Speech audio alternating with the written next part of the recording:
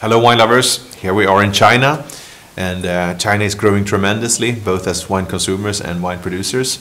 This is 2012 Cabernet Sauvignon from Domaine de Jade, and good level of development here. And on the nose, this is showing that most parts of China are quite moderate in terms of climate, and this is reminiscent.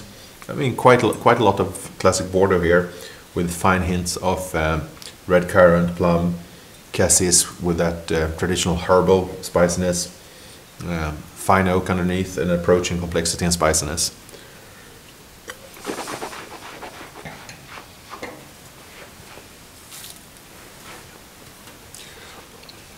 Palate has good grip, good bite, already nicely rounded in terms of tannin, so well worked tannins, good integration of the wood, and rather full body with good flavor intensity, polished on the finish, really long and lingering. So a truly fine example of Chinese Cabernet Sauvignon.